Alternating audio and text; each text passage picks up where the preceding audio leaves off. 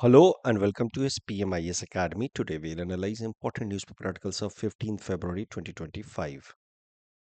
Please note you can download the PDF version of today's newspaper analysis by clicking the link given in the comment section. This is the list of the topics that we will be covering from today's newspaper. The first article is about India-US Compact Initiative. This topic is important from our syllabus GS Paper 2 International Relations point of view. तो सबसे पहले current context समझते हैं। हमारे प्रधानमंत्री नरेंद्र मोदी जी ने हाल फिलहाल में यूएस का विजिट किया and there he met with US president Donald Trump और दोनों नेताओं ने मुलाकात के बाद एक बहुत इंपॉर्टेंट इनिशिएटिव स्टार्ट किया है। It's a bilateral initiative between India and the US जिसका नाम रखा गया है compact initiative. Compact here stands for catalysing opportunities for military partnership, accelerated commerce and technology. तो नाम से जैसा आपको समझ आ रहा है कि डिफेंस एंगेजमेंट के साथ साथ ट्रेड एंड टेक्नोलॉजी ट्रांसफर पे फोकस किया जाएगा under this compact initiative between India and the US. तो देखते हैं कॉम्पैक्ट इनिशिएटिव के अंतर्गत क्या क्या महत्वपूर्ण फैसले लिए गए। डिफेंस संबंधित दोनों देशों ने तय किया है कि new 10 year framework will be finalised जो एप्लीकेबल होगा फ्रॉम 2025 टू 2035, जहाँ पे डिफेंस प्रोक्योरमेंट मेनली भारत ही प्रोक्योर करता अमेरिका से defence equipments, but reciprocal basis पे डिफेंस प्रोक्योरमेंट को प्रमोट करने की कोशिश की जाएगी। मतलब भारत से भी कुछ डिफेंस एक्सपोर्ट अमेरिका में किया जाएगा। Technology transfer and joint military exercises पे फोकस किया जाएगा in coming 10 years under this new framework. साथ ही साथ कुछ इमीडिएट डिफेंस प्रोक्योरमेंट पे भी बातचीत हुई, जैसे कि F-35 fighter aircraft, javelin missile and striker tank. ये 3 डिफेंस इक्विपमेंट्स को अब भारत, जो अमेरिका में प्रोड्यूस होते हैं, उनको अब भारत प्रोक्योर करेगा खुद के डिफेंस को स्ट्रेंथन करने के लिए। तो ध्यान रखिएगा, प्रीलिम्स में सीधा सीधा कई बार पूछ लेता है। जो डिफेंस इक्विपमेंट्स न्यूज में होते हैं उनके बारे में पूछ लेता है कि ये हैं क्या, या ये फिर किस देश में इनका ओरिजिन हुआ है। तो हो सकता है आपसे पूछ ले जैवलिन है क्या। Javelin is a missile, it's a man portable missile. इसको हम लोग कहते हैं fire and forget anti tank guided missile, क्योंकि इसके अंदर सीकर टेक्नोलॉजी लगी रहती है। एक बार आपने अपने टारगेट को एम करके इसको आपने हिट कर दिया तो इट विल सीक। ये जो टैंक होता है, टैंक को डिस्ट्रॉय करने के लिए ये एंटी टैंक गाइडेड मिसाइल का इस्तेमाल किया जाता है। तो वो टैंक से निकलने वाले वाइब्रेशंस को ये आइडेंटिफाई करते हुए उसको सीक करके, चेज करके हिट करता है। ये फीचर होता है जैवलिन मिसाइल का। तो that is javelin missile, man portable fire and forget anti tank guided missile, जो अब भारत अमेरिका से प्रोक्योर करेगा। Striker, it's an armoured fighting vehicle, एक तरीके से टैंक है ये। और F-35 तो आप देख ही रहे हैं, इट्स अ फाइटर एयरक्राफ्ट। तीनों अमेरिका में ओरिजिनेट हुए हैं और इनको भारत अब प्रोक्योर करेगा under the new defence initiative started between India and the US. Trade को प्रमोट करने के लिए दोनों देशों के बीच में लॉन्च किया गया है मिशन 500। मिशन 500 का मतलब ये है कि दोनों देश अब कोशिश करेंगे कि आपस के ट्रेड को $500 बिलियन तक लेकर के जाएं बाय 2030। मौजूदा टाइम में जो ट्रेड है वो लगभग $150 बिलियन के आसपास है। तो मतलब 3 टाइम्स से भी ज़्यादा ट्रेड को प्रमोट करेंगे दोनों देश नेक्स्ट 5 ईयर्स में, ऐसा लक्ष्य रखा गया है। साथ ही साथ ट्रेड को प्रमोट करने के लिए both sides will now discuss bilateral trade agreement. Bilateral trade agreement आप कह सकते हैं एक तरीके का reciprocal defence, I am so sorry, reciprocal trade को प्रमोट करने के लिए अंडरस्टैंडिंग होती है दो देशों के बीच में। आप कह सकते हैं कि ये फ्री ट्रेड एग्रीमेंट जैसा ही है, बट फ्री ट्रेड एग्रीमेंट की तुलना में ये थोड़ा सा नैरो होगा, narrow in scope, in the sense कि free trade agreement includes trade in liberalized manner for large amount of goods. जबकि bilateral trade agreement will be narrower in scope as far as the goods covered under it are concerned. But एक बात तय है कि भारत और America आपस में bilateral trade agreement finalise करेंगे, जो एक तरीके का लिबरलाइज्ड ट्रेड अंडरस्टैंडिंग होगा दोनों देशों के बीच में, ताकि ये जो मिशन 500 है इसको अचीव किया जा सके।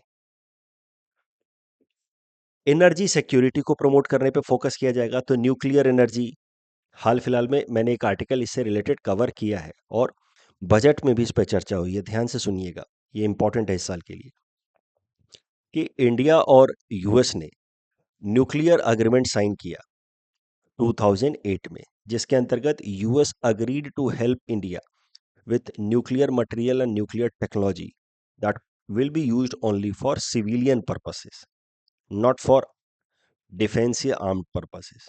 तो India US civil nuclear agreement finalise हुआ 2008 में, जिसके अंतर्गत सरल भाषा में कहें तो अमेरिका ने फैसला किया कि वो भारत की मदद करेगा न्यूक्लियर पावर प्लांट्स लगाने में।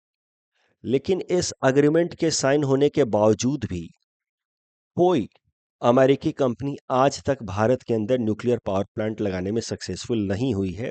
Reason being, nuclear power plant से रिलेटेड डिजास्टर के केस में लाइबिलिटी क्या होगी उस न्यूक्लियर पावर प्लांट इस्टेब्लिश करने वाली कंपनी का, ये एक मेजर इशू है भारत के अंदर, कि अगर कुछ डिजास्टर हो जाता है, कुछ एक्सीडेंट हो जाता है, तो उस केस में उस कंपनी को कितना कंपनसेशन भरना होगा जिसने वो न्यूक्लियर पावर प्लांट लगाया है।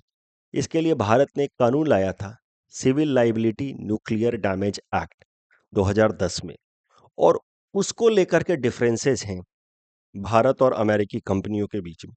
अमेरिकी कंपनियों का मानना है कि भारत ने बहुत ज़्यादा लाइबिलिटी क्लॉज हाई रखा है, मतलब इन case of disaster the American companies, जो कोई नहीं चाहेगा of course, but if such disaster happens, then in that case American companies will have to pay very huge amount of compensation, and that is the reason why they are not willing to enter into any kind of agreement for establishment of any nuclear power plant in India. और ये कारण है कि भारत और America के बीच में civil deal होने के बावजूद भी with respect to nuclear power plants अभी तक तो कोई प्रैक्टिकल एग्जाम्पल देखने को नहीं मिला है। लेकिन अब भारत चाहता है कि न्यूक्लियर एनर्जी के प्रोडक्शन को प्रोलिफरेट किया जाए in order to achieve its net zero target of Panchamrit strategy. और इसके लिए बजट में भी, यूनियन बजट 2025-26 में भी हमारे फाइनेंस मिनिस्टर निर्मला सीतारमन जी ने कहा है कि जो civil liability nuclear damage act है उसको अमेंड किया जाएगा, ताकि जो फॉरेन कंपनियां हैं उनके लिए एक मिडिल ग्राउंड प्रोवाइड किया जा सके, उनके लिए एक बहुत बड़ा ये ऑब्स्ट्रक्शन ना बन जाए liability in the case of nuclear damage. और जब civil liability nuclear damage act को थोड़ा सा मॉडिफाई करेंगे, आप कह सकते हैं डाइल्यूट करेंगे, तभी जा करके न्यूक्लियर ट्रेड दो देशों के बीच में, खासकर भारत और अमेरिका के बीच में बढ़ेगा। तो बजट में जो अनाउंसमेंट हुआ फाइनेंस मिनिस्टर जी द्वारा, उसके बाद से अमेरिकन कंपनीज का इंटरेस्ट दोबारा से बढ़ गया है। भारत के अंदर लगता है मौका आने वाला है for them to establish nuclear power plants. और इसी डायरेक्शन में फिर से चर्चा हुई जब हमारे प्रधानमंत्री नरेंद्र मोदी जी अमेरिका उन्होंने विजिट किया है। तो एनर्जी सिक्योरिटी प्रमोट करने में एक तो America under Donald Trump is looking forward to increase its production of oil and natural gas. America is having huge amount of oil and natural gas reserve. It's just that it does not produce domestically, वो अभी भी बहुत ज़्यादा खुद ही बाहर से import करता रहता था। But Donald Trump has made it clear कि America will now produce more and more oil and natural gas and it will also look forward to export. तो अब भारत और अमेरिका के बीच में एक कॉम्प्लीमेंट्री रिलेशन बन सकता है, क्योंकि भारत एक energy deficient country and America is looking forward to increase more and more production of oil and natural gas. तो भारत अब LNG, liquefied natural gas and hydrogen based बाकी जो एनर्जी रिसोर्सेज हैं उसको इंपोर्ट करने के लिए देखेगा अमेरिका से। साथ ही साथ न्यूक्लियर एनर्जी में भी दोनों देश अब एक कॉमन ग्राउंड फाइंड करने की कोशिश करेंगे। ज़्यादा से ज़्यादा American company would look forward to invest in India and start nuclear power plant. तो इस तरीके से एनर्जी सिक्योरिटी को स्ट्रेंथन करने पे भी फोकस किया जाएगा under compact initiative. Technology and innovation collaboration के लिए भी कई सारे स्टेप्स लिए गए हैं। देखिए, टेक्नोलॉजी एंड इनोवेशन कोलैबोरेशन के लिए भारत और अमेरिका ने मिलकर के स्टार्ट किया है trust initiative. Trust initiative would not be a very new initiative in itself. Already an initiative was being run between India and the US, जिसका नाम था आईसीईटी। इसके बारे में मैंने पहले भी आपको न्यूज़ पेपर एनालिसिस में बताया है। This was launch during Biden era, जो उनके फॉर्मर प्रेसिडेंट थे। आईसीईटी इनिशिएटिव का ही नाम बदल करके अब रख दिया गया है trust initiative. Under this initiative Bharat और अमेरिका के जो एकेडमिक इंस्टीट्यूशंस हैं या प्राइवेट सेक्टर्स हैं, वो कोलैबोरेट करेंगे in different areas, critically emerging areas, जैसे कि defence, artificial intelligence and space area में भारत और अमेरिका की academics as well as private sectors collaborate करेंगे, एक दूसरे के साथ कोऑर्डिनेट करेंगे under trust initiative. India and US have also launched jointly Indian Ocean strategic venture. तो it is a bilateral initiative Bharat और अमेरिका के बीच में, जहां पे इंडियन ओशन के अंदर maritime security and cooperation for blue economy को प्रमोट करने की कोशिश की जाएगी। इसी कॉन्टेक्स्ट में हमारे प्रधानमंत्री जी ने एक स्टेटमेंट दिया, वो भी आप ध्यान रखेंगे तो हो सकता है कि इंट्रोडक्शन में या कंक्लूजन में if a question comes on India US relations लिखने में काम आ सकता है। तो क्या है ये स्टेटमेंट, थोड़ा सा ध्यान से समझते हैं। उन्होंने कहा कि look, under Donald Trump, president Donald Trump, America has adopted a motto of MAGA, making America great again. वहीं प्रधानमंत्री जी ने भारत के लिए लक्ष्य रखा है विकसित भारत, जिसको अमेरिकन टर्म में कहा जाएगा MIGA, making India great again. MAGA and MIGA can come together and they can lead to creation of mega partnership. तो कंक्लूजन में कहीं ऐसा आप लिख सकते हैं कि the two countries are looking forward to converge their vision of MAGA and MIGA to come up with mega partnership. इस टॉपिक डिस्कशन के बेसिस पे प्रीलिम्स प्रैक्टिस क्वेश्चन है। Please attempt this question and submit the answer in the comment section. The next article is about Global Climate Risk Index. This topic is important from our syllabus GS Paper 3 Disaster Management Point of View. देखिए, ये जो article है ये दो reports के बारे में बात करता है mainly. Both reports are about risk associated with climate change, the possible disaster that may happen due to climate change.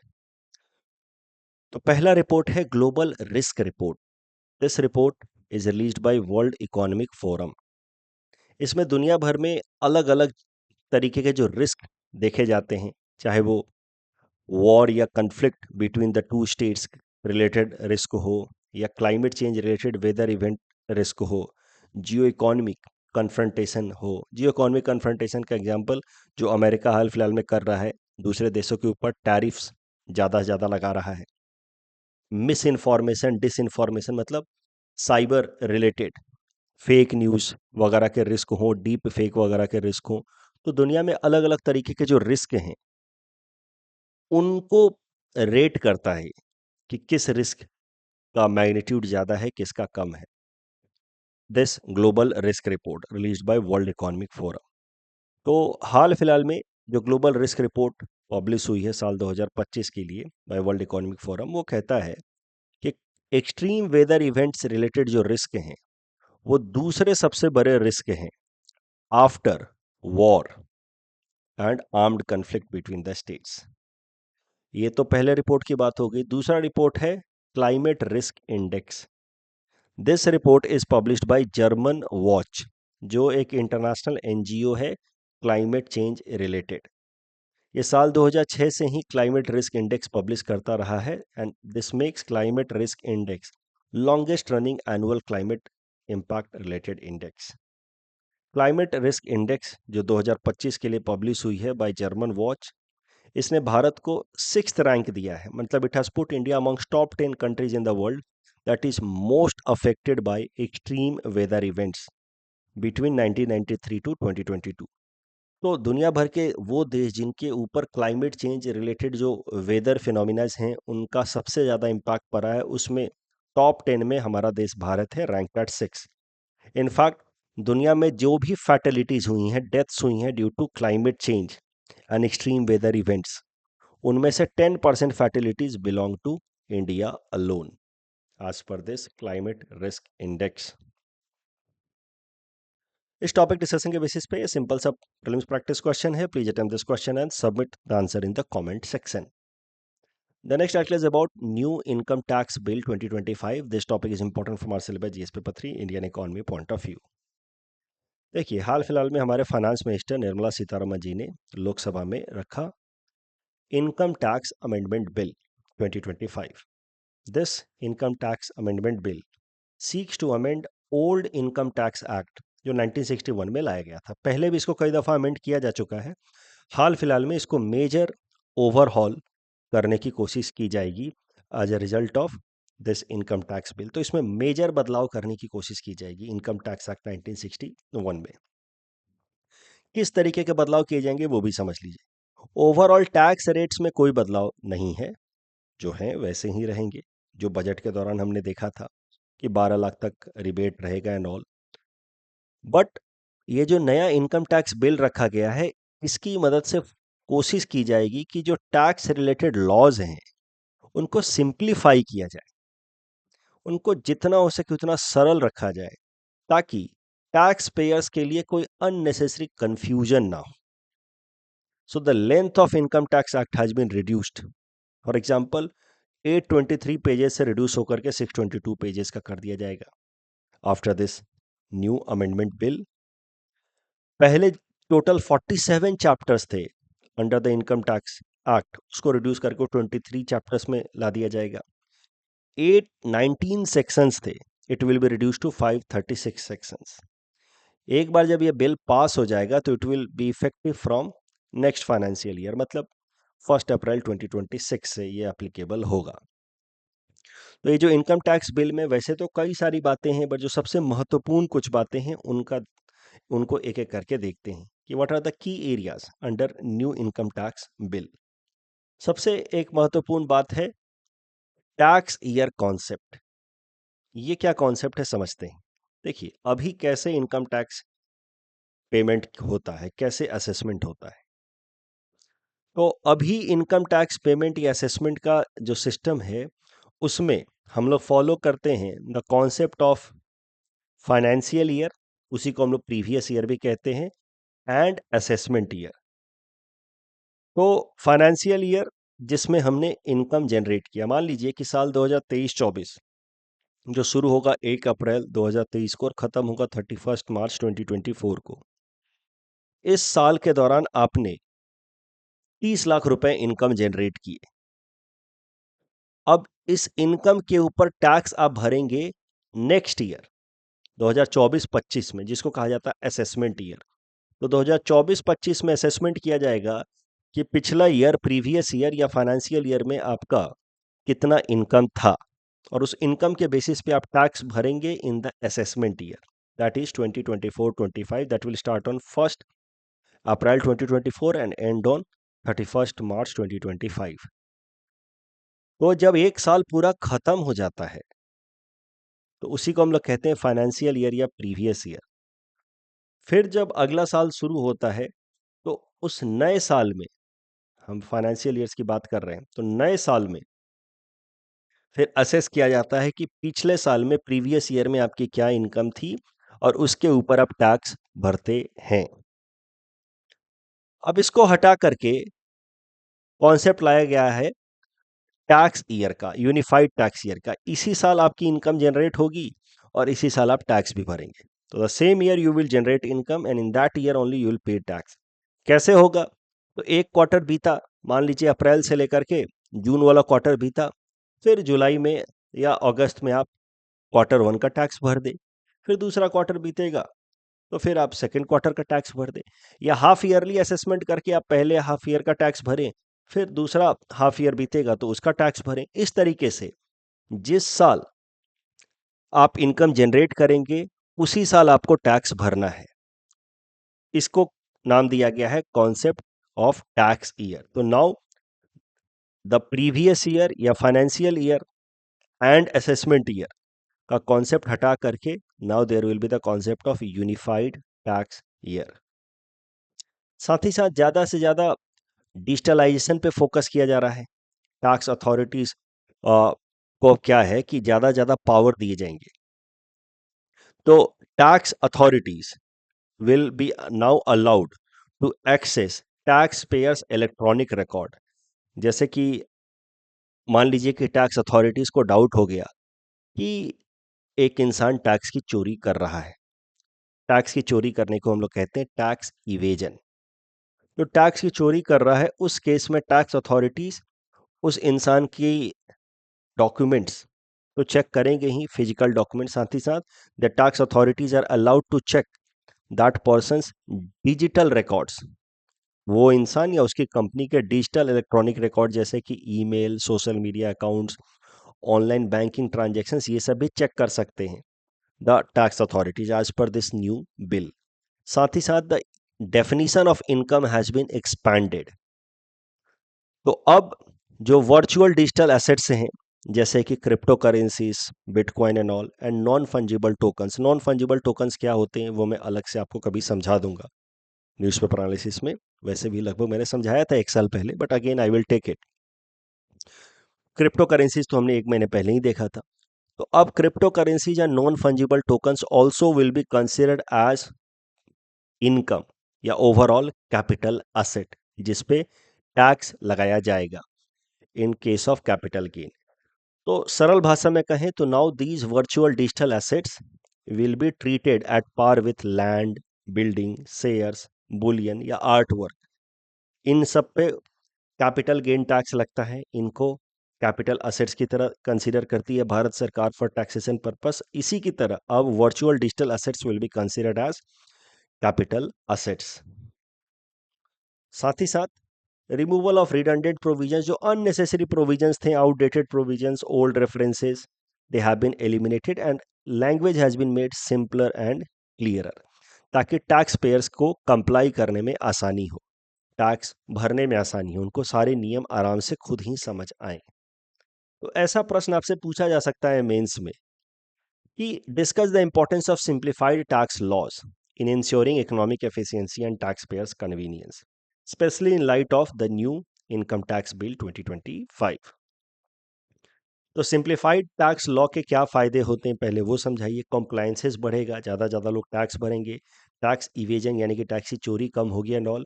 फिर बताइए कि इसी लाइन में इन्हीं बातों को ध्यान में रखते हुए न्यू इनकम टैक्स बिल लाया गया है जो इन चीज़ों को प्रमोट करने की कोशिश करेगा। और न्यू इनकम टैक्स बिल के कुछ प्रोविजंस लिख दीजिए और फिर कंक्लूजन एक सिंपल सा लिख दीजिए कि क्यों सिंप्लीफाइड टैक्स लॉस चाहिए होते हैं। Next topic is about corruption perception index. This topic is important from our syllabus GS paper 4 ethics and integrity point of view. Simple सा टॉपिक है ये, ध्यान से देखिए, कहीं काम आ जाएगा लिखने में, क्योंकि एथिक्स एंड इंटीग्रिटी जो आपका सब्जेक्ट है उसमें सीधा सीधा एक चैप्टर दिया हुआ है talking about corruption and associated issues. तो वहां पे ये जो करप्शन परसेप्शन इंडेक्स है वो काम आएगा।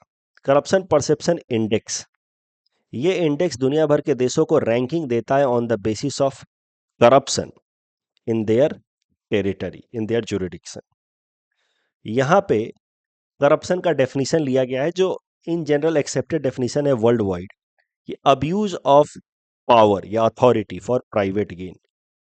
तो यूज या अब्यूज ऑफ रेस्पॉन्सिबिलिटीज या पावर फॉर पर्सनल गेन, इसी को माना जाता है करप्शन।